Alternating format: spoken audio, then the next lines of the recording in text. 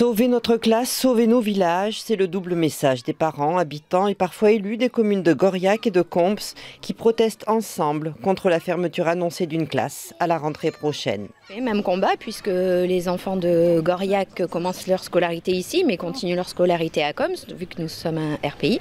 Une classe fermant ici va impacter l'effectif de l'école de Comps. Le regroupement pédagogique compte aujourd'hui 5 classes, de la petite section au CM2, pour une centaine d'enfants au total.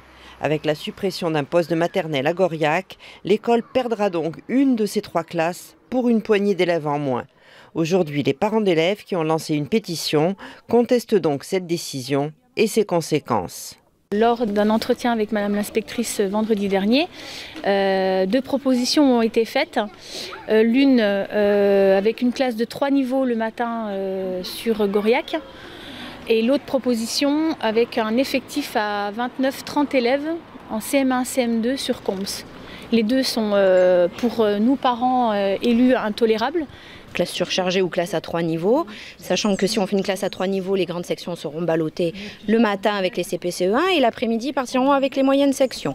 Donc c'est quelque chose que nous trouvons inacceptable et forcément sur les parents des élèves de ces 3 niveaux, il y en a qui vont enlever leurs enfants. Une désaffection que craint également le maire de cette petite commune de 800 habitants qui a beaucoup investi dans cette école. Les classes à 3 niveaux, les classes surchargées vont peut-être, certainement même, et on en a déjà des échos, entraîner des départs d'élèves. Et qui dit départ d'élèves dit possibilité de nouvelles fermetures de classes à l'avenir, comme ça arrive dans d'autres communes. Après, ça sera la fermeture de notre école et ça veut dire fermeture d'école. On a un risque que le village soit complètement mort parce qu'une école, c'est la vie d'un village.